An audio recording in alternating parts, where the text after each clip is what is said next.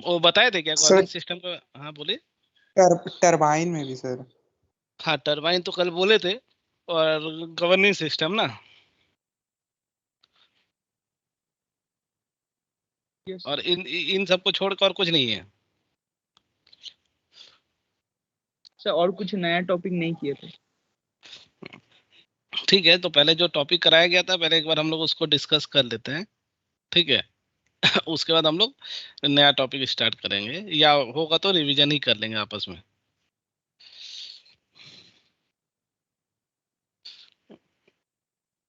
हम पहले टरबाइन निकालते हैं पीपीटी।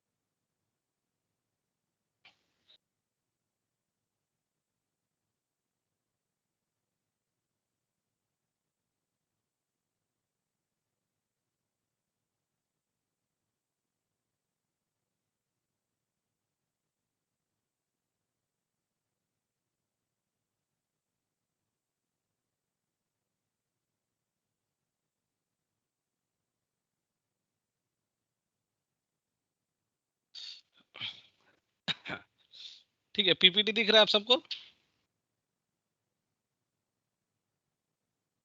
हेलो, हाँ पीपीटी आ गया क्या सबके स्क्रीन पे? हाँ सर, आ गया। ठीक है। ओके, तो देखिए एक्चुअली क्या होता है, टरबाइन जनरली टरबाइन करता क्या, पहले तो वो चीज समझते हैं हम लोग कि टरबाइन करता क्या है लॉजिकली। जैसे आ, हम लोग ये देखते हैं, मतलब जैसे किस हिसाब से हम बोलेंगे। हाँ, एक एक साइकिल है, वो साइकिल में देखें बिना बैटरी के ये कर होता है। अ, मान लीजिए कोई साइकिल चला रहा है, ठीक है, तो साइकिल में ना लाइट जलता है, उसमें कोई बैटरी नहीं लगा रहता है। वो चक्का घूमता है जिससे लाइट जल जाता है। गाँव वाँव में ये सब जनरली दिख जाता है। कि वो साइकिल चल रहा है और उसमें किसी टाइप से लाइट नहीं जल रहा है, और वो मतलब वो लाइट जल रहा है बट बैटरी नहीं लगा हुआ है, ठीक है।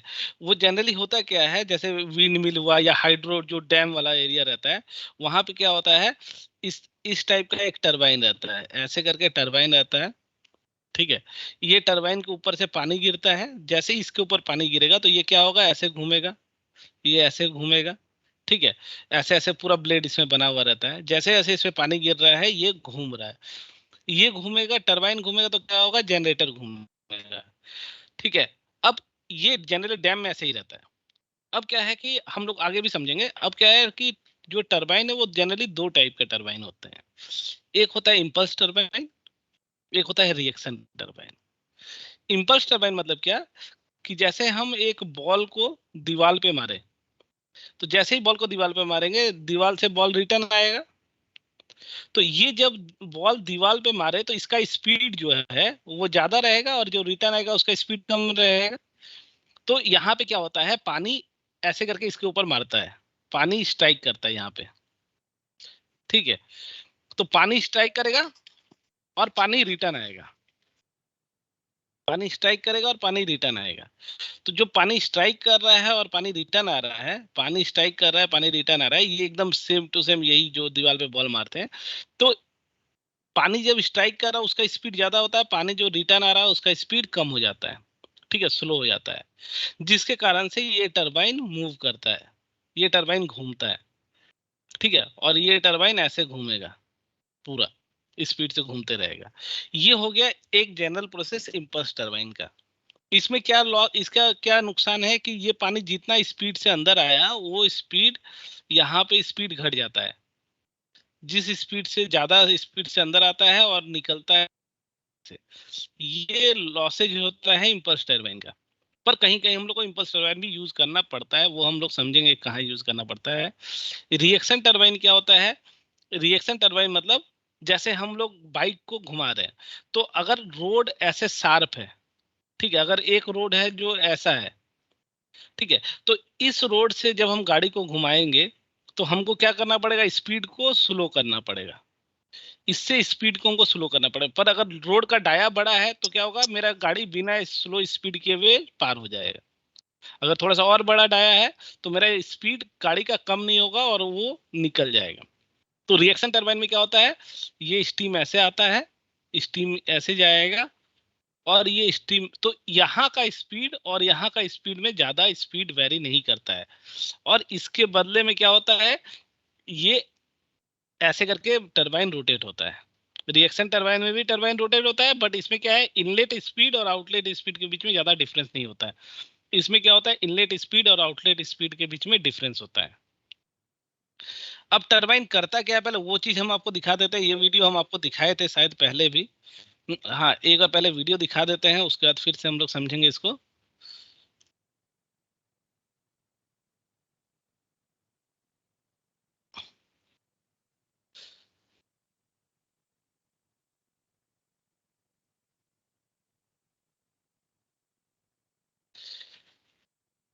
ये वाला दिखाए थे क्या आप लोगों को, ये वाला चीज?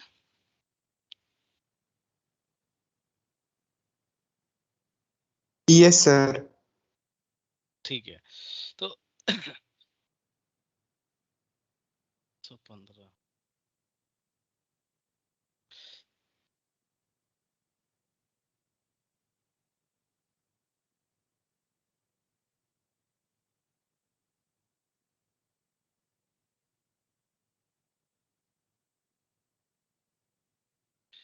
867।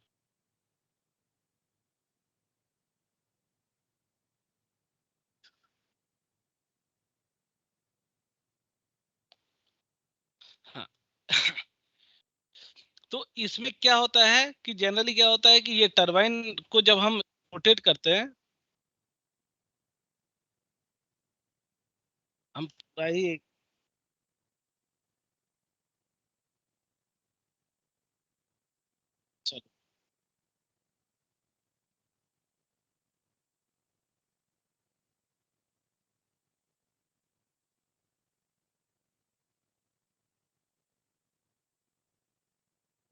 अब इसमें क्या होता है, जनरली हमारा मेन टरबाइन का मेन फंक्शन क्या होता है?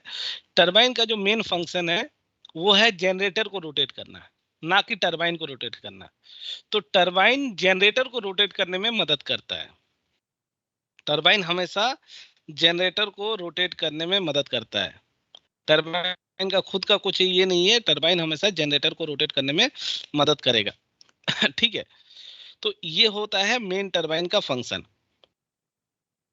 अब ये टरबाइन का फंक्शन अगर देखा जाए तो टरबाइन का फंक्शन होता है जनरेटर को रोटेट करने के लिए।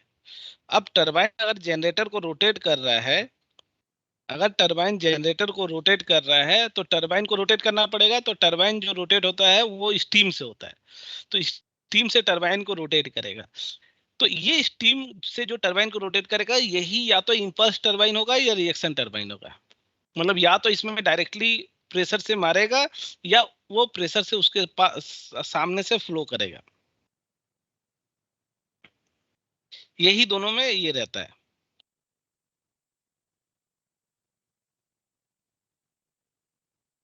ठीक है। तो जनरेटर को रोटेट करने के लिए हमको टरबाइन को रोटेट कराना पड़ेगा। ठीक है, तो अब हम एग्जिट करते हैं यहां से। अब ये टरबाइन रोटेट कैसे करेगा? टरबाइन रोटेट करेगा स्टीम से। टरबाइन जो है वो स्टीम से रोटेट करेगा। तो स्टीम जो है वो फ्लो कैसे करेगा टरबाइन पे, वो डिपेंड करता है। स्टीम जो है वो या तो इम्पल्स टरबाइन के थ्रू से, इम्पल्स टरबाइन जैसे इम्पल्स मतलब ये शार्प टर्न है तो जिसके कारण से स्पीड ऐसे होगा, और या तो वो स्लो टर्न है, लंबा टर्न है, जिसके कारण स्पीड इधर टरबाइन घूमेगा। इसमें इनपुट स्पीड और आउटपुट स्पीड में ज्यादा लॉस नहीं होता, इसमें इनपुट स्पीड और आउटलेट स्पीड में लॉसेज होता है। ठीक है, अब इन दोनों में अंतर क्या है कि अगर आउटलेट स्पीड, अगर यहाँ का स्पीड स्लो हो गया, ये वाला स्पीड अगर स्लो हो गया, तो इस स्टीम को हम दोबारा यूज नहीं कर सकते। पर यहाँ पे स्पीड कम कम नहीं होता तो इसको हम दोबारा यूज करते हैं। ये फायदा होता है रिएक्शन टरबाइन का। तो अभी जो हमारे पास टरबाइन रहता है वो टरबाइन रहता है जनरली रिएक्शन टरबाइन या रिएक्शन एंड इम्पल्स टरबाइन का मिक्सचर। और जो हाइड्रो डैम होता है वो सब में जनरली इम्पल्स टरबाइन यूज होता है। हाइड्रो डैम में जनरली इम्पल्स टरबाइन यूज होता है।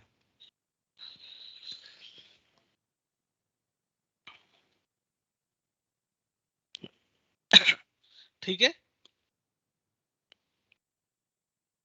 ये रैंकाइन साइकिल सर बताए थे, ये हम बताए थे क्या रैंकाइन साइकिल है? सर यस जो सर।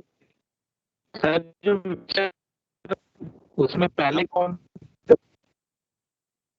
क्या बोले, हम नहीं ये कर पाए, फिर से बताइए। जो रिएक्शन और जो मिक्सचर वाला टरबाइन रहता है सर, उसमें पहले पहले कौन सा यूज टरबाइन। करते हैं? Yes sir. उसमें पहले कौन सा यूज करते हैं हम आपको बताएंगे, अभी थोड़ा सा टाइम दीजिए, इसके बाद हम बताएंगे। ठीक है, ये क्लोज करने का, क्योंकि ये सब नहीं बताएंगे तो आपको समझ में नहीं आएगा। ये सब हम बता देते हैं, उसके बाद वो चीज हम आपको क्लियर क्लियर क्लियर कर देंगे। ठीक है, उसको हम क्लियर करते हैं, बस थोड़ा सा टाइम दीजिए, हम उसको क्लियर कर देते हैं।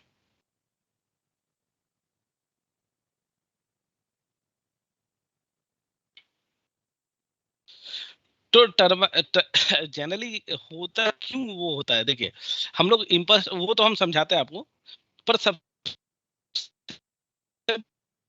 बड़ा बात है कि ये जो टरबाइन है, ये टरबाइन जो है इस टाइप से, ये वाला एरिया जो है ये जनरेटर एरिया है। ठीक है, ये सॉरी ये जनरेटर नहीं है, ये जनरेटर एरिया है। ये जनरेटर एरिया ही बिजली बनाता है, यही पावर बनाता है, मेन पावर यही बनाता है।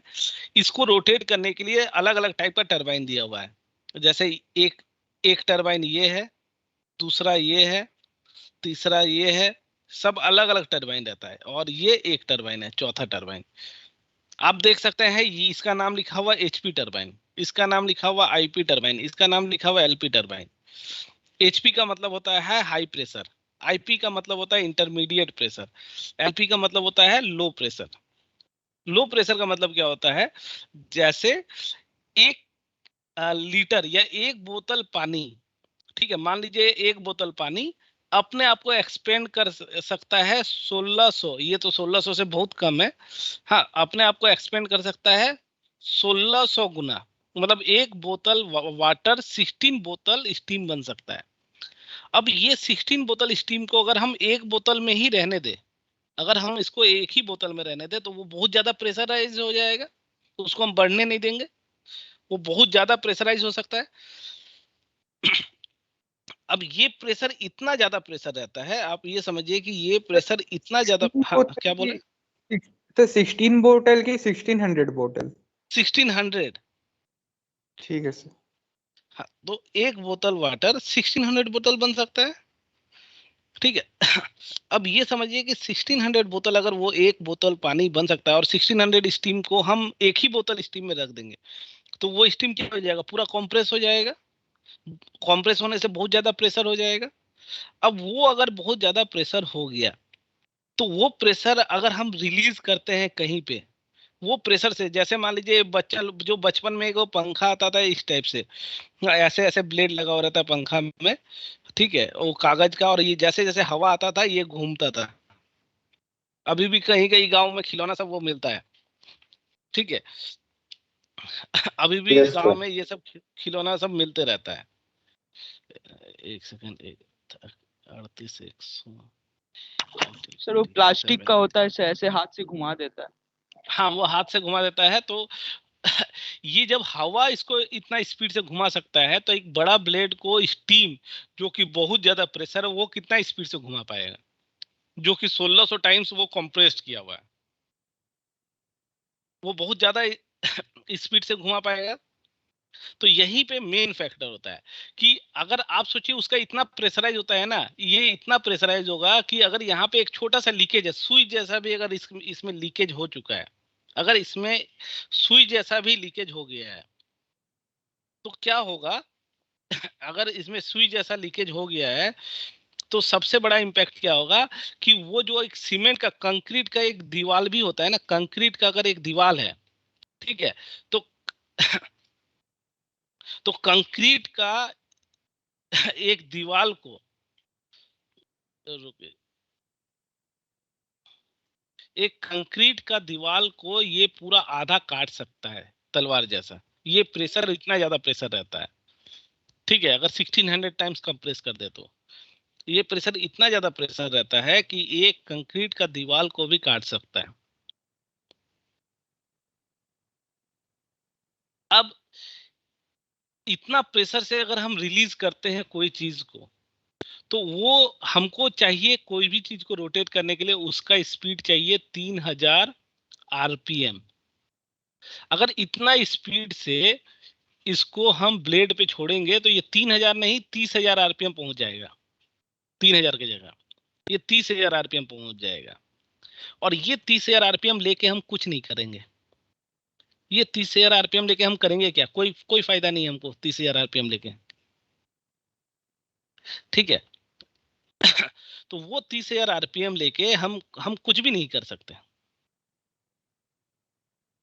तो इसीलिए अगर वो 30,000 आरपीएम हम लेते हैं, तो वो लॉजिकली मेरा क्या होगा? लॉस होगा।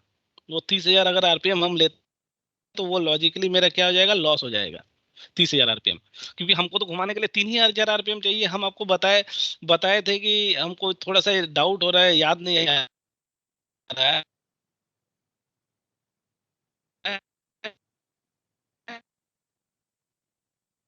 वॉइस कट रहा है सर। चार्ज करते हैं, पावर जो हम लोग यूज करते हैं, वो पावर क्या होता है? 50 हर्ज फ्रीक्वेंसी का पावर आता है हमारा। जो हम लोग जो पावर यूज करते हैं, वो पावर कौन सा यूज करते हैं? 50 हर्ज फ्रीक्वेंसी का पावर यूज करते हैं। ये कैसे पता चलेगा 50 हर्ज फ्रीक्वेंसी? ये फ्रीक्वेंसी 50 हर्ज जो फ्रीक्वेंसी है, ये कैसे पता चलता है? आप देखिएगा आपके मोबाइल के चार्जर, लैपटॉप का चार्जर में लिखा रहेगा 50 हर्ज फ्रीक्वेंसी, 220 वोल्ट, और करंट कुछ कुछ भी होगा, 2.1 एम्पेयर या 3, 4 एम्पेयर, 5 एम्पेयर, कुछ भी ऐसा रहेगा।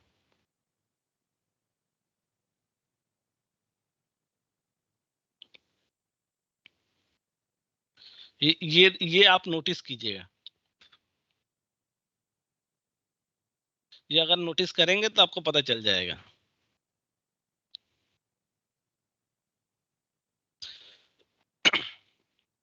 तो अगर हम लोग का पावर 50 हर्ज है, तो 50 हर्ज पावर के लिए हमको घुमाना पड़ेगा 3000 आरपीएम में।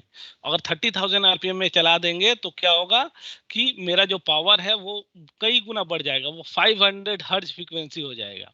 और 500 हर्ज फ्रीक्वेंसी अगर पावर हो जाता है, दैट मीन्स कि आपका सारा इलेक्ट्रॉनिक इक्विपमेंट जल जाएगा। कोई भी आपका इलेक्ट्रॉनिक इक्विपमेंट काम नहीं करेगा 500 फ्रीक्वेंसी पे। तो इसी कारण से हमारा फ्रीक्वेंसी हमेशा 50 हर्ट्ज होना चाहिए, जिसके कारण हमारा स्पीड 3000 आरपीएम होना चाहिए, 30,000 आरपीएम नहीं होना चाहिए, ठीक है। तो 3000 नहीं होना चाहिए। अब ये स्टीम को हमको क्या करना पड़ेगा? ये स्टीम को हमको रिलीज करना है। तो अगर हम इंपल्स टरबाइन यूज करते हैं, ठीक है, अगर हम इंपल्स टरबाइन यूज करते हैं, तो क्या होगा? ये स्पीड पूरा ही का पूरा स्पीड इंपैक्ट करेगा डायरेक्टली।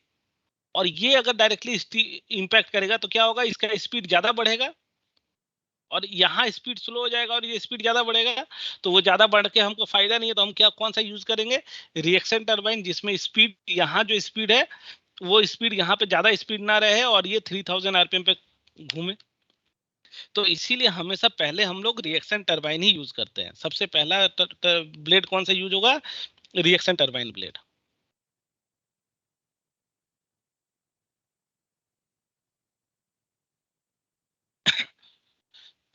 ठीक है, सबसे पहला ब्लेड कौन सा यूज होगा? Reaction turbine blade. ठीक है, ये एक आंसर आपको मिला। उसके बाद जब उसका स्पीड घट जाता है, मान लीजिए ऐसा ऐसा बहुत सारा राउंड है, मान लीजिए एक एक राउंड ऐसा है, फिर एक राउंड ऐसा है, फिर एक राउंड ऐसा है, तो यहाँ 100 का स्पीड था, यहाँ 100 का स्पीड था, फिर ये 100 का स्पीड से 90 हुआ, फिर ये 70 हुआ, 70 यहाँ पे 60 हुआ, 60 यहाँ पे 50 हुआ, ऐसे करते करते ये 30 हो गया। अब 30 स्पीड, अब रिएक्शन करेंगे तो 30 स्पीड ज्यादा घटेगा नहीं, अब 30 स्पीड क्या होगा? 25 ही होगा। पर 5 स्पीड हमको नहीं लेना, हमको 10 स्पीड लेना, तो हम क्या करेंगे? इसको रिएक्शन टरबाइन, इसमें रिएक्शन टरबाइन डाल देंगे, तो अब 30 यहाँ पे 20 हो जाएगा। फिर यहाँ पे रिएक्शन टरबाइन डाल देंगे, ये सॉरी इंपल्स टरबाइन डाल देंगे, फिर 20 10 हो जाएगा। ऐसे करके हम स्पीड को यूज करते हैं।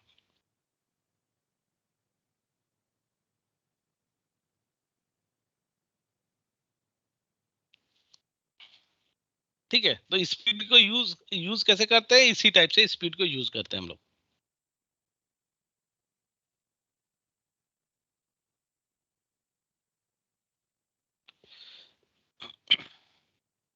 अब यहाँ क्या है? अब स्पीड को यूज करने का तरीका क्या है? उसको कहते हैं कंपाउंडिंग। कंपाउंडिंग मतलब क्या होता है? जैसे ये टरबाइन दिख रहा है, ये रेड कलर का एक ब्लेड है, ये रेड कलर वाला एक ब्लेड है, ऐसा ऐसा बहुत सारा ब्लेड लगा हुआ रहता है, 1 2 3 4। अगर ये इतना सारा ब्लेड नहीं की जगह अगर हम एक ही ब्लेड देंगे तो फिर से वो स्पीड बहुत गुना बढ़ जाएगा, 100 गुना बढ़ जाएगा स्पीड। तो इसको कहते हैं मल्टी स्टेजिंग, इसको कहते हैं कंपाउंडिंग।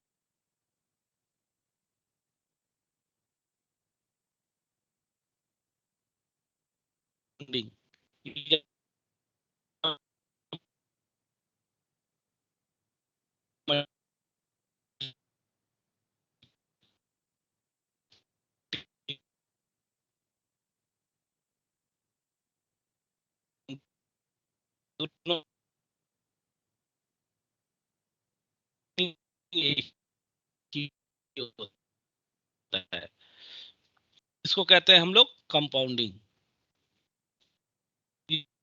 या मल्टीजिंग।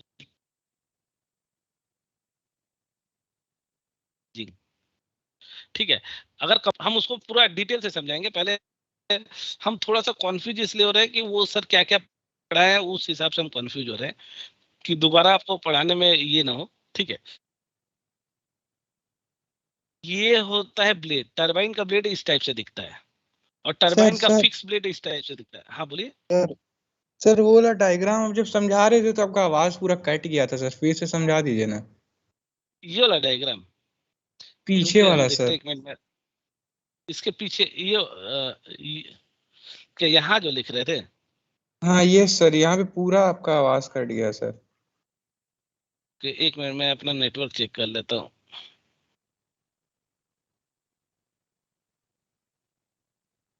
हाँ नेटवर्क खराब है, 1 सेकंड दीजिएगा, नेट कटेगा।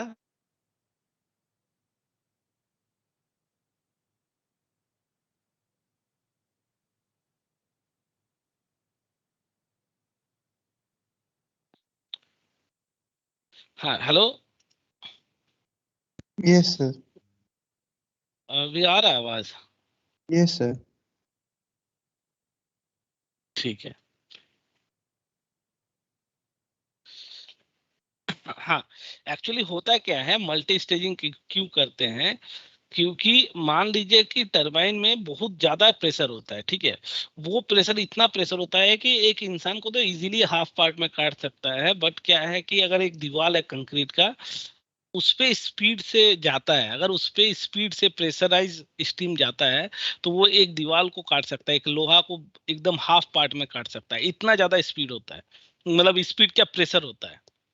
ठीक है, वो स्टीम का प्रेशर इतना होता है। अब उस प्रेशर को अगर हम डायरेक्टली कहीं पे, जैसे मान लीजिए ये टरबाइन है, इंपल्स टरबाइन, तो इंपल्स टरबाइन में क्या होता है, ये रेडियस बहुत कम होता है, तो अगर उतना प्रेशर को हम डायरेक्टली इंपल्स टरबाइन में देंगे तो ये बहुत ज्यादा स्पीड में चला जाएगा, और ये स्पीड क्या होगा, करीबन 30,000 स्पीड तक चला जा सकता है, और हमको चाहिए ओनली इसका 3000 आरपीएम। तो इसका 10 गुना कम स्पीड चाहिए, बट वो क्या है, इसका 10 टाइम ज्यादा स्पीड कर देगा, जिसके कारण 50 हर्ट्ज फ्रीक्वेंसी जो है वो 5000 फ्रीक्वेंसी हो जाएगा, 500 फ्रीक्वेंसी हो जाएगा। ये फ्रीक्वेंसी पे क्या होगा कि मेरा जितना इक्विपमेंट है इलेक्ट्रिकल इक्विपमेंट है, सब जल जाएंगे, सारे के सारे इलेक्ट्रिकल इक्विपमेंट जल जाएंगे इस स्पीड पे। तो ये हमारा लॉस हो जाएगा। ठीक है, तो ये हमारा सबसे बड़ा लॉस है। तो इसी कारण से हम लोग क्या करते हैं, स्टेज बाय स्टेज स्पीड को कम करते हैं। स्टेज बाय स्टेज मतलब वो शार्प वाला नहीं, रिएक्शन टरबाइन। मतलब अगर स्पीड यहाँ से आ रहा है, स्टीम आ रहा है, तो वो क्या करेगा, अगर 300 स्पीड पे आ रहा है तो यहाँ से निकलेगा 295 स्पीड। पर इंपल्स टरबाइन में क्या होता है, अगर ये 300 स्पीड पे आ रहा है तो यहाँ से निकलेगा 200 स्पीड। तो ये जो 100 स्पीड कम हुआ, ये 100 स्पीड कहाँ जाएगा, इस टरबाइन को रोटेट करने में। पर रिएक्शन टरबाइन में क्या होगा, ये 100 के जगह 5 ही स्पीड करेगा।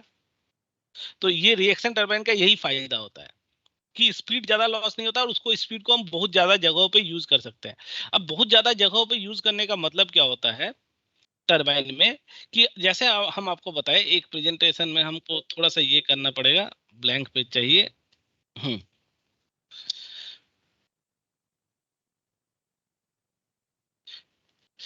देखिए, एक छोटे से एग्जांपल के थ्रू से हम समझाते हैं। घर में एक सीलिंग फैन रहता है, घर में। एक शादी घर में देखिएगा एक स्टैंड फैन रहता है। शादी घर में क्या होता है, एक स्टैंड फैन रहता है, ठीक है। एक टेबल फैन रहता है, जो घर में एक टेबल फैन रहेगा, ठीक है। तो इन सारे फैंस में सबसे ज्यादा वजनदारी कौन सा फैन रहता है, सीलिंग फैन रहता है कि ये स्टैंड फैन रहता है जो शादी घर में यूज होता है, कि टेबल फैन होता है? कौन सा सबसे वजन होता है? सर शादी वाला। हाँ, शादी वाला। ठीक है, हमको लग रहा है कि आपको अभी शादी का जरूरत है, इसीलिए आप शादी वाला ही पहला नाम बोले। आप नाम बोल सकते थे ना स्टैंड फैन, पर शादी वाला मतलब क्या, कि पूरा शादी ब्याह पार्टी खा रहे हैं आप घर में रह के। तो शादी वाला स्टैंड फैन जो है वो सबसे वजनदारी रहता है। क्यों? क्योंकि इसके पीछे का जो मोटर होता है, इसमें जो मोटर लगा हुआ रहता है, ये मोटर, इसका मोटर का वजन होता है। इसके पीछे जो मोटर रहता है वो वजन होता है। फिर टेबल फैन सबसे लाइट वेट होता है। तो अगर स्टैंड फैन ज्यादा वेट है, मतलब वो इसका स्पीड जो है वो बहुत ज्यादा है, और टेबल फैन का स्पीड कम होता है। ठीक है, क्यों होता है? क्योंकि अगर इसके पीछे का मोटर आप देखेंगे तो वो मोटर बहुत छोटा रहता है, और इसका मोटर बहुत बड़ा रहता है। मतलब इसके कंपेयर में मोटर बड़ा रहता है। अब मोटर में होता क्या है, मोटर में क्या होता है कि ये मोटर है, तो मोटर में क्या होता है कि ये वाइंडिंग किया हुआ रहता है, एक वाइंडिंग रहता है, कॉपर का वाइंडिंग, जो कि हम लोग बोलते हैं अरे फैन जल गया, मोटर जल गया, ये वाइंडिंग रहता है। और बीच में क्या होता है, एक शाफ्ट रहता है। जैसे ही करंट देते, जैसे ही पंखा का स्विच ऑन करते हैं तो यहाँ से करंट दौड़ता है, और जैसे ही यहाँ से करंट दौड़ेगा तो क्या होगा, अगर ऐसे गोल कॉइल में करंट दौड़ता है तो इस चीज को मैग्नेट बना देता है। यहाँ पे एक मैग्नेटिक फ्लक्स काम आता है, मैग्नेटिक फ्लक्स। यहाँ एक मैग्नेटिक फ्लक्स बनता है। ये मैग्नेटिक फ्लक्स जब टकराता है इस शाफ्ट से, ये मैग्नेटिक फ्लक्स जब शाफ्ट से टकराता है तो शाफ्ट को रोटेट कराता है, ठीक है। यही मेन फंक्शन है, ये मैग्नेटिक फ्लक्स के कारण ये शाफ्ट रोटेट होता है। तो ये रोटेट कितना होगा, जितना यहाँ पे मैग्नेटिक फ्लक्स बनाएगा, जितना ज्यादा मैग्नेटिक फ्लक्स बनाएगा उतना ज्यादा स्पीड से ये रोटेट होगा। जितना कम मैग्नेटिक फ्लक्स बनाएगा उतना स्लो स्पीड से रोटेट होगा। अब मैग्नेटिक फ्लक्स ज्यादा कैसे बनाएगा, ये कॉइल को हम जितना लंबा कर दें, ये कॉइल को हम जितना लंबा करेंगे उतना ज्यादा मेरा मैग्नेटिक फ्लक्स बनेगा और उतना ज्यादा रोटेट होगा। बट कॉइल को लंबा करेंगे तो क्या होगा, कॉइल को लंबा करेंगे तो इसका वेट बढ़ जाएगा, वेट इंक्रीज हो जाएगा। तो स्टैंड फैन ज्यादा स्पीड से इसीलिए रोटेट होता है क्योंकि उसमें जो कॉपर कॉइल का वाइंडिंग होता है वो ज्यादा होता है, और स्टैंड फैन में कॉपर कॉइल का वाइंडिंग कम होता है। तो कम होगा तो कम स्पीड होगा, ज्यादा होगा तो ज्यादा स्पीड होगा। ये होता है मोटर का कॉन्सेप्ट, इसको कहते हैं मोटर। अब जनरेटर का कॉन्सेप्ट क्या है? जनरेटर का कॉन्सेप्ट क्या है कि उसमें भी सेम रहता है, जनरेटर और मोटर जस्ट सेम होता है, उसमें भी सेम होता है, बट उसमें क्या होता है, बीच में रॉड की जगह बीच में जो लगा हुआ रहता है वो लगा हुआ रहता है मैग्नेट, इसको कहते हैं मैग्नेट। इसमें जैसे करंट दे रहे थे, यहां से क्या दे रहे थे, करंट दे रहे थे, इसमें करंट नहीं देते, ये करंट बनाता है, जनरेटर करंट बनाता है। अब इसको हम टरबाइन के साथ जोड़ देते हैं, इसको हम टरबाइन के साथ जोड़ देते हैं, यहाँ टरबाइन का ब्लेड है। अब ये टरबाइन जैसे जैसे घूमेगा ये मैग्नेट भी घूमेगा, जैसे जैसे मैग्नेट घूमेगा तो एक मैग्नेटिक फ्लक्स तैयार करता है, मैग्नेट भी मैग्नेटिक फ्लक्स तैयार करता है। जैसे ही मैग्नेटिक फ्लक्स इस कॉपर कॉइल को काटता है, मैग्नेटिक फ्लक्स इस कॉपर कॉइल का काटता है, इस कॉपर कॉइल में करंट बनता है।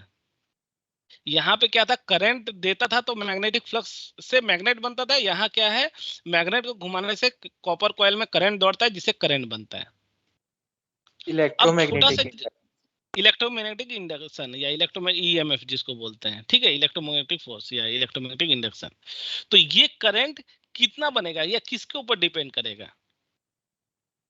ये करंट डिपेंड करेगा मैग्नेट कितना बड़ा मैग्नेट है और कितना ज्यादा कॉइल है। जितना ज्यादा कॉइल होगा उतना ज्यादा ईएमएफ काटेगा। ईएमएफ डिपेंड करता है एरिया के ऊपर, जितना एरिया है, ठीक है, इलेक्ट्रोमैग्नेटिक इंडक्शन।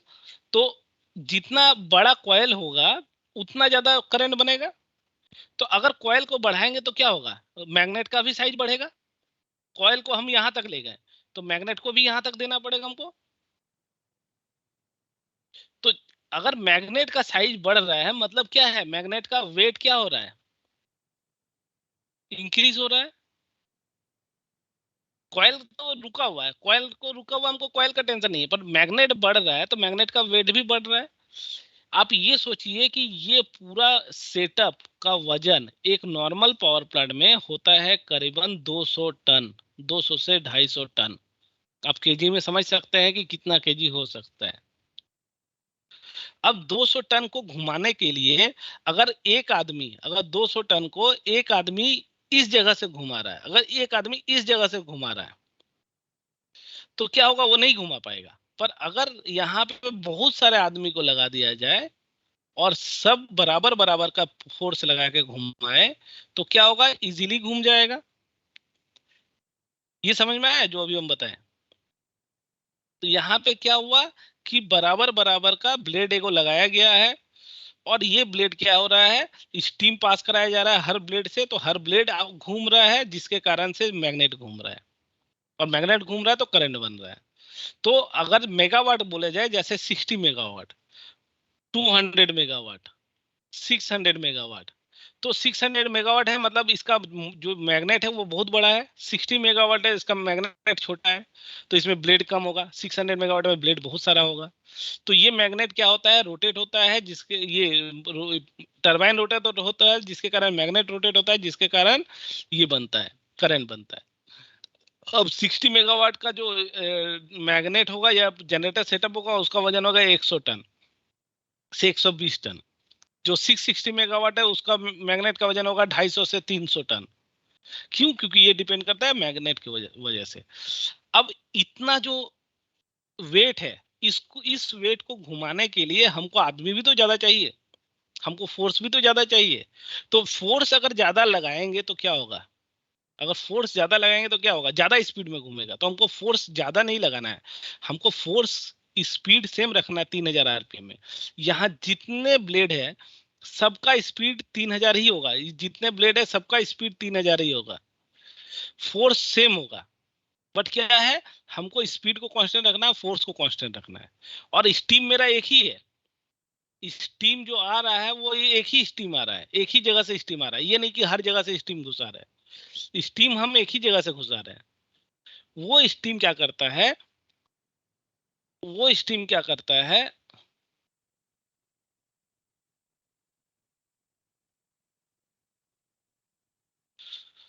वो स्टीम क्या करता है, इस जनरेटर को, जनरेटर का टरबाइन में, जो टरबाइन का ब्लेड है, ये टरबाइन का ब्लेड है, ये स्टीम यहां से जाएगा। इसका इस स्टीम के पास 30,000 का कैपेसिटी है, 30,000 आरपीएम का कैपेसिटी है, पर इसको घुमाना कितना आरपीएम में है, 3,000 आरपीएम में। तो ये यहां जाएगा, 3,000 आरपीएम दिया और 27,000 आरपीएम से निकल जाएगा। फिर ये स्टीम क्या करेगा, यहां जाएगा 27,000 में और यहां से निकल जाएगा 24,000 आरपीएम में। फिर ये स्टीम यहां जाएगा, फिर यहां से निकलेगा 21,000 आरपीएम में। फिर ये स्टीम यहां जाएगा, फिर इसको 3,000 देगा और यहां से निकल जाएगा ये 18,000 आरपीएम में। ऐसे ये स्टीम एक ही बार में 3,000 आरपीएम नहीं देगा, ये देगा ये 3,000 आरपीएम ही और बाकी निकल जाएगा। तो ये कब होता है, जब हम यहाँ पे रिएक्शन टरबाइन देंगे, क्योंकि रिएक्शन टरबाइन का रेडियस बड़ा होता है। अब अगर यहाँ पे इंपल्स टरबाइन दे देते हैं, अगर यहाँ पे इंपल्स टरबाइन दे देते हैं तो क्या होगा, ये 30,000 में घुसेगा और निकलेगा 25,000 में, या 25,000 या 20,000, कुछ भी, जितना रेडियस है उसके ऊपर डिपेंड करेगा। क्यों, क्योंकि ये पूरा स्पीड से इसमें स्ट्राइक करेगा और इसको स्पीड में ये 3,000 की जगह यहाँ पे 10,000 आरपीएम आ जाएगा। यही अंतर होता है।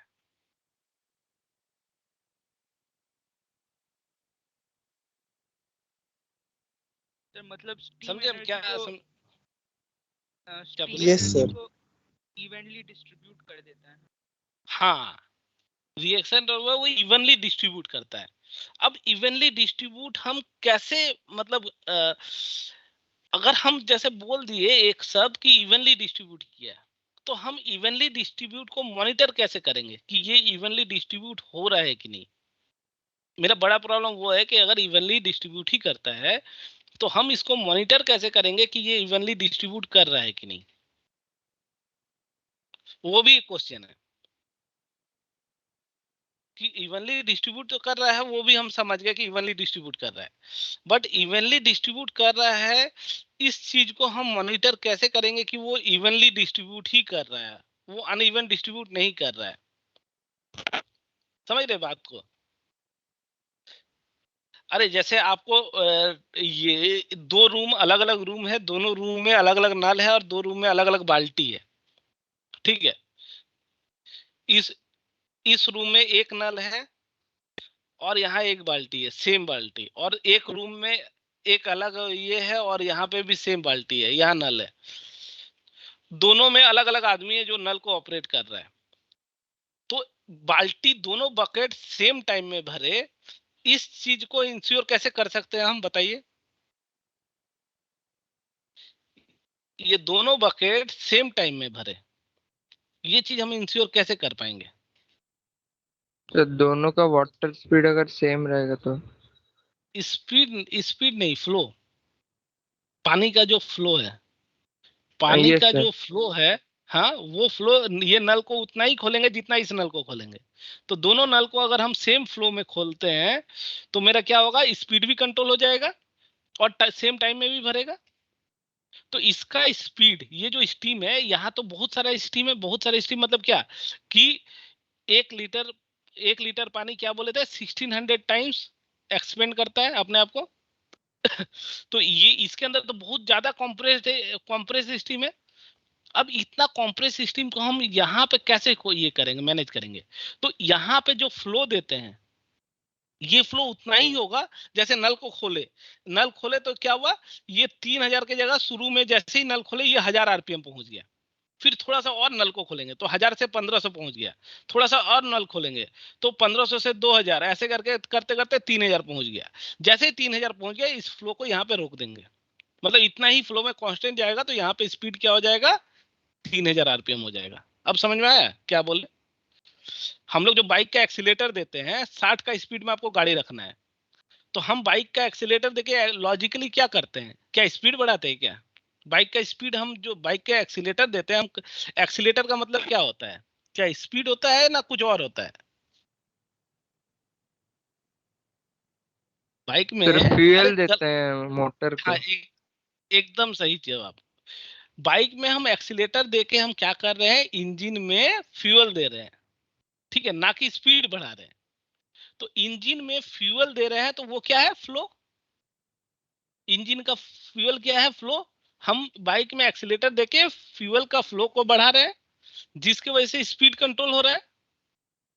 फ्यूल में बाइक का एक्सीलेटर कम कर देंगे तो स्पीड भी कम हो जाएगा। तो हम फ्लो से क्या मेंटेन कर रहे हैं, स्पीड। तो हमको पता है कि इसमें हम पूरा एक्सीलेटर दे देंगे तो तब तो बाइक 130 140 स्पीड में चला जाएगा। पर हमको चलाना कितना स्पीड में है, 60 स्पीड में या 70 स्पीड में, जो भी आपका इच्छा है। तो हम क्या, किस चीज से कंट्रोल करेंगे, फ्लो से। तो हम, स्टीम तो अंदर में बहुत ज्यादा है, जो कि 30,000 आरपीएम लेके जा सकता है। तो 30,000 आरपीएम को हम कैसे मेंटेन कर रहे हैं, फ्लो देके। उसका फ्लो हम उतना ही खोलेंगे जितना इसमें 3,000 आरपीएम होगा। ये करते हैं हम नोजल से, नोजल को ओपनिंग करके। और ये नोजल को ओपनिंग कौन करता है, गवर्निंग सिस्टम। Governing system. अभी समझ में आया, थोड़ा बहुत कॉन्सेप्ट समझ में आया, टरबाइन क्या करता है और कैसे करता है। अभी हम पूरा बताए नहीं, अभी तो जस्ट हम बेसिक बता रहे हैं। पर आप लोगों को थोड़ा सा क्लियर हुआ कि यस सर। क्योंकि देखिए मेन है कि आपको बेसिक ही क्लियर करना है, उसके बाद आपको डिटेल जब हम गवर्निंग सिस्टम बताएंगे तब आपको बहुत इजी हो जाएगा। हाँ, अगर बेसिक क्लियर नहीं होगा तो गवर्निंग सिस्टम में हार्ड थोड़ा सा लगेगा। तो अगर आपको क्लियर। इस चीज से, हाँ, अगर इस चीज से आपको बेसिक क्लियर हो जा रहा है, दैट मीन्स आपका अभी अभी तक आप क्लियर है, अच्छा क्लियर है अभी तक आप।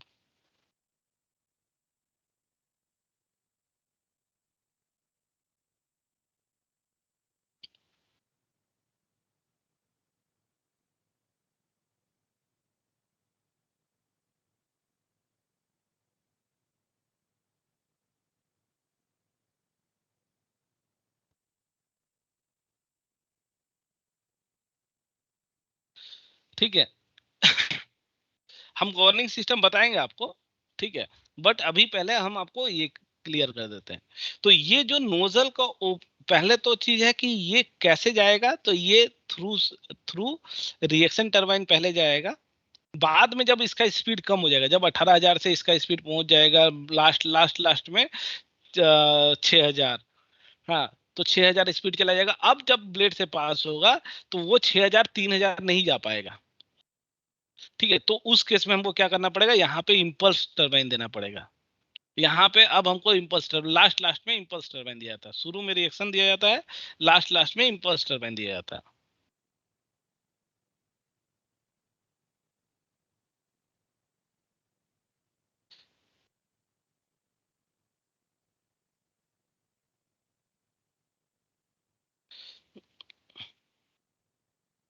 तो अब स्टीम, अब देखिए, अब एक और चीज, अभी तक तो हम बता दिए कि फ्लो को कंट्रोल करके।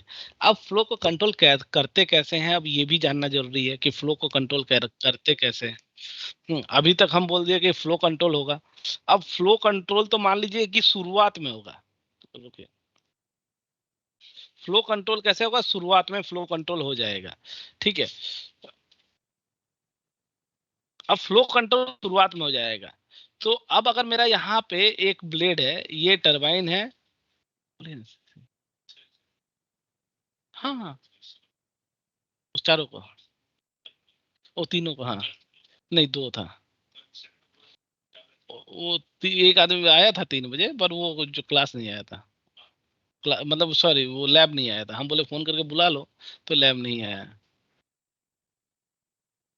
हाँ, क्लास तो आया था, दे देंगे। ठीक, ओके, हाँ ठीक है, फिर से ये कर देंगे। तो अगर यहाँ पे देखिए, जब हम बोले कि पहले स्टीम आपका छोटा है, मतलब ये पूरा कंप्रेस है, ये 1600 गुना है, बट 1600 गुना स्टीम क्या है, एक जगह पे कंप्रेस होकर रहा है। अब ये स्टीम, एक जैसे एक इंसान है जिसको छोड़ दिया जाए फ्री, बच्चा है जिसको फ्री छोड़ दिया जाए, वो कहीं भी घूमेगा। तो अब एक स्टीम को अगर हम अलाउ कर देते हैं जब एक्सपेंड हो, तो वो तुरंत क्या करेगा, जैसे एक बैलून है, बैलून में जैसे ही हम बैलून को खोल देते हैं, वो बैलून क्या करता है, पूरा स्पीड में भाग जाता है। पूरा एयर एक ही बार में स्पीड में निकल जाता है। वो एयर थोड़ी ना वहां की धीरे धीरे धीरे धीरे एयर निकलेगा, वो पूरा स्पीड में भाग जाता है, जिसके कारण बैलून इधर उधर चलते रहता है। ठीक है, कैसे भी बैलून जा सकता है। तो ये क्या है, बैलून का केस हुआ। तो स्टीम का केस भी ऐसे ही है। स्टीम को जैसे ही आप अलाउ कर देते हैं फ्री एक्सपेंड करने का, हम क्या बोले कि जैसे पहले में ब्लेड है, तो हाँ स्टीम को यहां से रोके किस चीज से, नोजल से, जो कि गवर्निंग सिस्टम रोका। तो वो तो स्टार्टिंग में रोका, अब बाद में तो नोजल है नहीं, ये इसके बाद भी ब्लेड है, इसके बाद भी ब्लेड है, इसके बाद भी ब्लेड है। ठीक है, अब यहाँ पे नोजल है ना, यहाँ थोड़ी ना नोजल है, यहाँ थोड़ी ना नोजल है, इस जगह पे नोजल है, इस जगह पे नोजल है, नहीं है। नोजल कहाँ है, केवल पहला जगह पे, और बाकी यहाँ पे बहुत सारे और भी ब्लेड है टरबाइन के। तो यहाँ अगर हम रोक दिए, पर बाकी जगह पे फ्लो कैसे कंट्रोल कर रहे हैं कि यहाँ पे सेकंड जगह पे भी 3000 हो स्पीड, थर्ड जगह पे भी 3000 हो। तो इस स्पीड को रोकने का तरीका क्या होता है, हम क्या बोले कि 3000 स्पीड में घुमाने के लिए फोर्स क्या होना चाहिए, फोर्स क्या होना चाहिए, कांस्टेंट होना चाहिए। 3000 स्पीड में घुमाने के लिए फोर्स जो है, मतलब मान लीजिए एक अलमीरा उठा रहे हैं, मान लीजिए कि हम एक अलमीरा उठा रहे हैं, ये अलमीरा उठाते समय हमको 4 आदमी का जरूरत है। तो एक आदमी, हाँ 2 आदमी, 3 आदमी, 4 आदमी, 4 आदमी का हमको जरूरत है ये अलमीरा को उठाने में। अब इसमें से ये आदमी थोड़ा चालाक था, ठीक है, ये आदमी थोड़ा सा चालाक था, ये सब पूरा जोर लगाया हुआ है, ये सब पूरा जोर लगाया हुआ, अरे ये जोर कम दिया, ये एकदम से जोर नहीं दिया, एकदम हल्का से झूठ मूठ का पकड़ा हुआ है। तो ये बराबर का उठेगा, सही से उठेगा अलमीरा, नहीं उठेगा। मेरी आवाज सुनाई दे रही है ना, हेलो? Yes sir. हाँ ठीक है, तो ये बराबर से नहीं उठेगा, तो फोर्स चारों आदमी को बराबर लगेगा तभी ये उठेगा। तो यहाँ पे फोर्स आपको हर ब्लेड पे, यहाँ पे जितने ब्लेड हो, 100 ब्लेड हो, 30 ब्लेड हो, जितने भी ब्लेड हो, सब पे फोर्स कांस्टेंट होना चाहिए, तभी उठ पाएगा, नहीं तो नहीं उठ पाएगा। फोर्स कांस्टेंट नहीं होगा तो ये कभी नहीं उठ पाएगा। ठीक है, अगर यहाँ फोर्स कांस्टेंट नहीं है तो किसी कोई भी आदमी इसको उठा नहीं सकता है। ठीक है, अब फोर्स कांस्टेंट कैसे होता है, तो फोर्स को एरिया के साथ कैसे करते हैं रिलेट, फोर्स को एरिया के साथ कैसे रिलेट करते हैं, प्रेशर, फोर्स, प्रेशर और एरिया, इनको कैसे रिलेट करते हैं, इनवर्सली प्रोपोर्शनल। हाँ मतलब फॉर्मूला क्या होता है, pressure equal to force by area.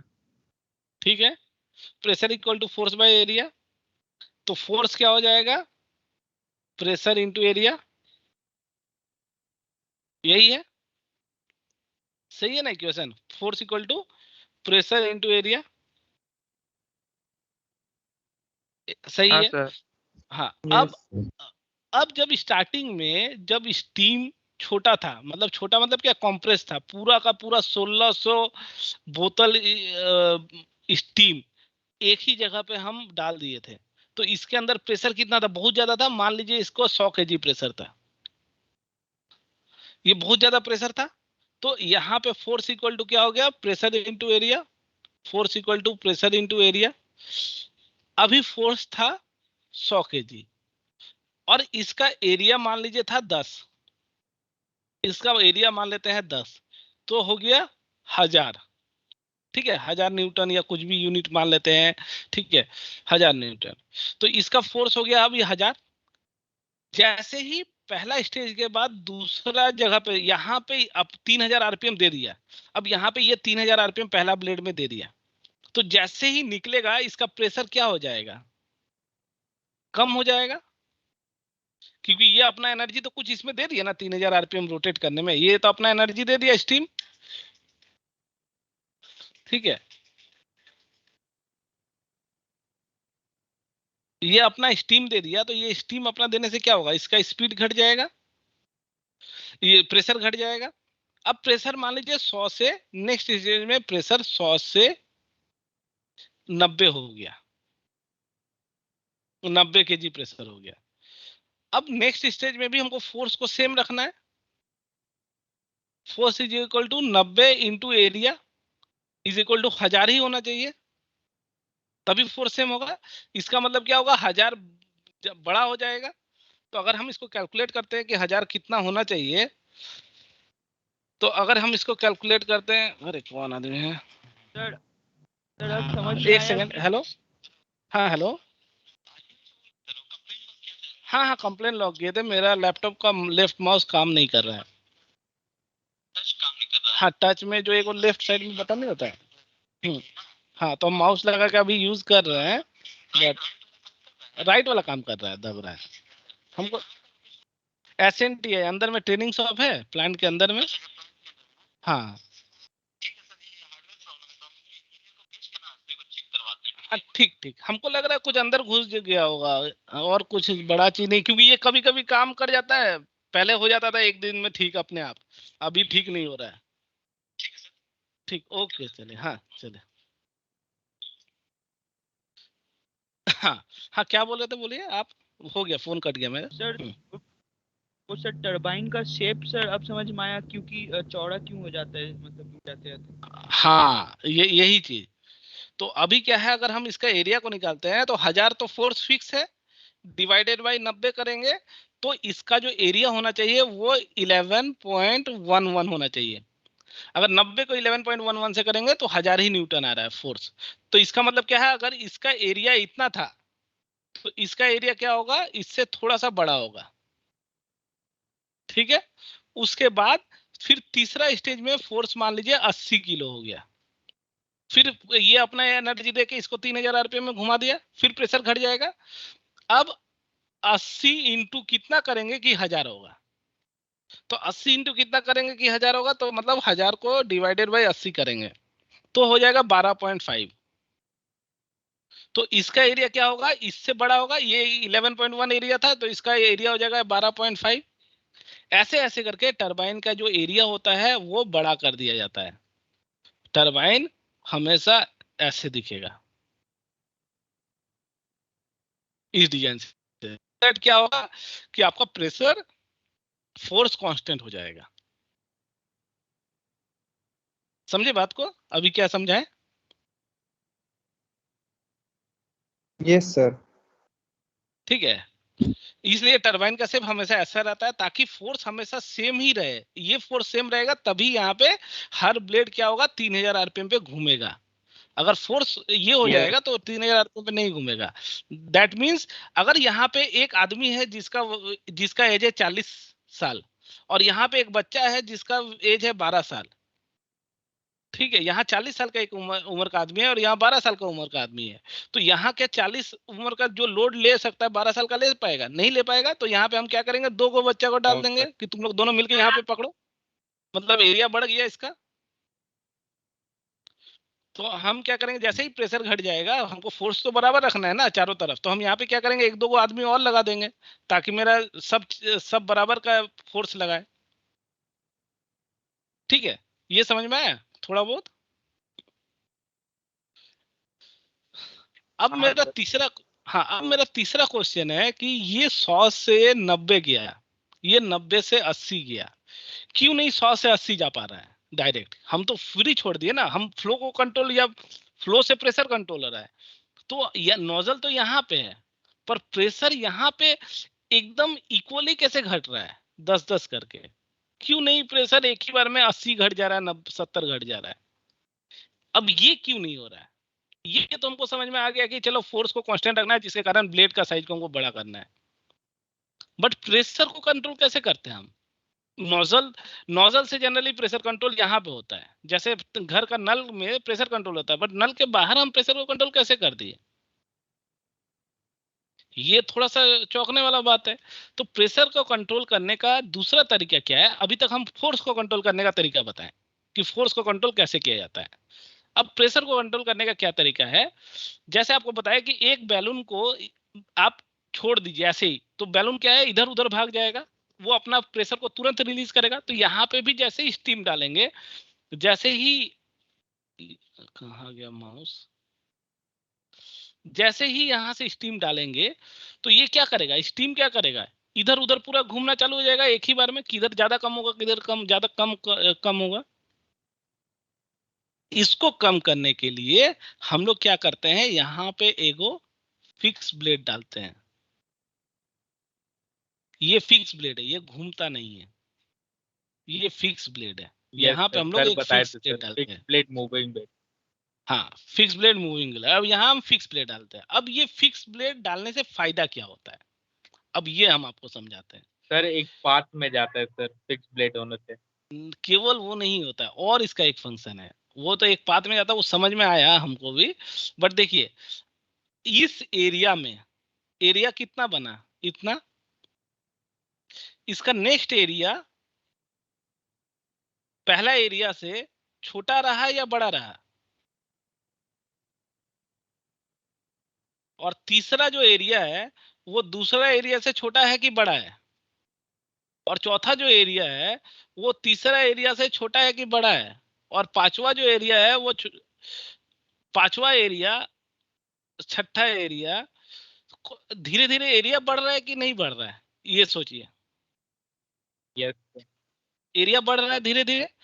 अब क्या होता है कि अगर मेरे पास एक स्टीम है जो पूरा कंप्रेस है, इसको अगर हम बैलून के तरह छोड़ दे तो ये स्टीम क्या करेगा, सीधा एक्सपेंड कर जाएगा पूरा। ये एरिया क्या करेगा, सीधा एक्सपेंड कर जाएगा। अरे यार माउस होगा, पूरा एक्सपेंड कर जाएगा।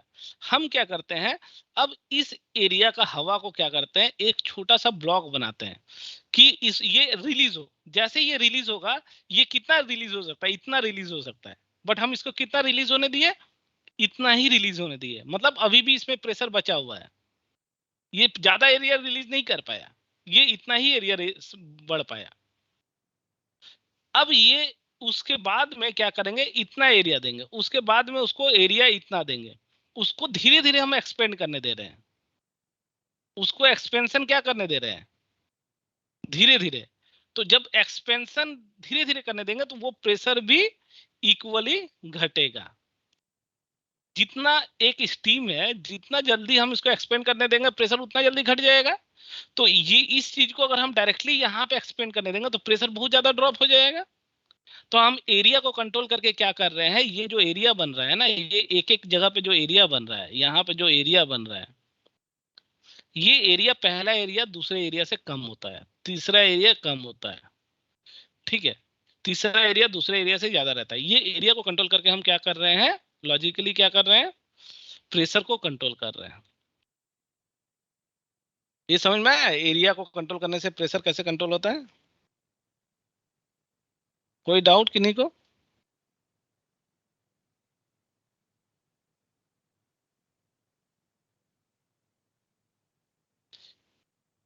कोई डाउट है तो पूछ लीजिए।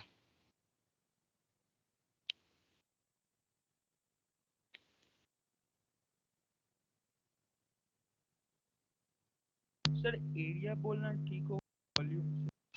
हाँ वही वॉल्यूम, वॉल्यूम मतलब सॉरी एरिया गलत हुआ वर्ड, वॉल्यूम, वॉल्यूम को कंट्रोल कर रहे हैं। एकदम सही बात बोले, वॉल्यूम को हम कंट्रोल कर रहे हैं,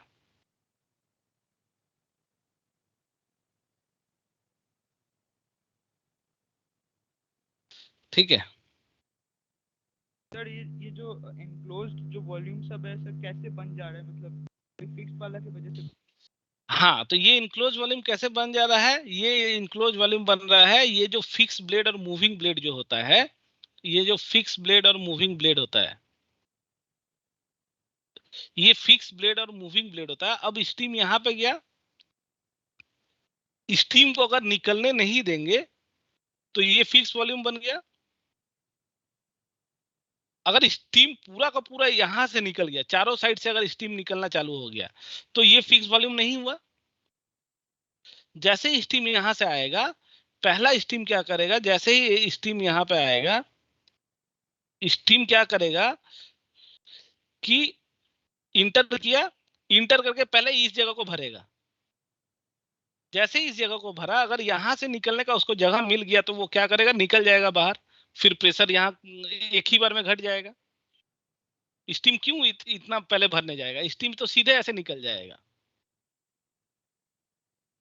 तो स्टीम क्या करेगा, पहले इस जगह को भर दिया। जैसे ही इस जगह को स्टीम भर दिया, ठीक है, इस जगह में स्टीम भर दिया, यहाँ पे एक गैप रहता है, यहाँ पे फिर स्टीम क्या करेगा, यहाँ से फिर दूसरे जगह पे भरना चालू होगा। फिर जैसे ही दूसरे जगह को भर दिया, स्टीम यहाँ से फिर तीसरे जगह में जाएगा। अगर पूरा ही का पूरा ब्लेड को इसको हटा देंगे तो स्टीम जैसे ही यहाँ से घुसेगा, ये स्टीम इधर क्यों जाएगा, ये स्टीम तो सीधा जिधर मन उधर जाएगा। तो ये जो गैप रहता है, इन दोनों के बीच में गैप रहता है, स्टीम यहीं से पास होता है, तो ये फिक्स वॉल्यूम बनाता है।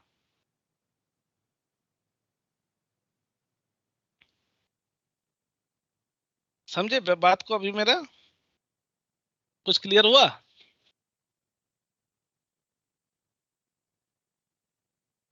Yes sir.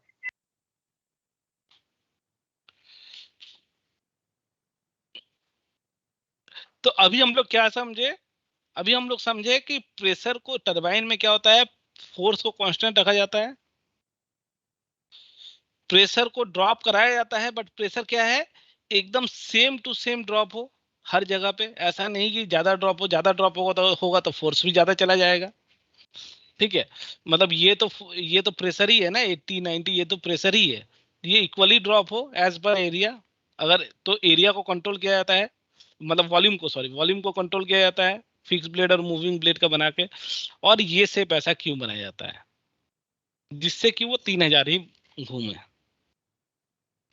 ठीक है, ये एक्चुअली मेन मेन ये मुद्दा है टोटल।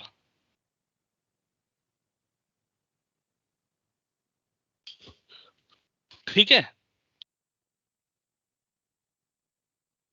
कोई डाउट है तो पूछिए, नहीं तो फिर हम लोग कल ये करेंगे बाकी। नो सर, कोई डाउट नहीं। सर कल भी सेम टाइम ना? हाँ, कल भी सेम टाइम। अगर कोशिश कीजिएगा, अगर 11 बजे ज्वाइन करने का तो हम 12 सवा 12 तक छोड़ देंगे, अगर 11 बजे ज्वाइन कर पाते हैं आप लोग तो। सर 11 बजे ही करवा दीजिए। ठीक है, 11 यस बजे सर, तब ज्वाइन कर 11 लीजिए। बजे चाहिए। ओके डन, ठीक है। Okay then, thank you, enjoy, have a good thank day. You sir.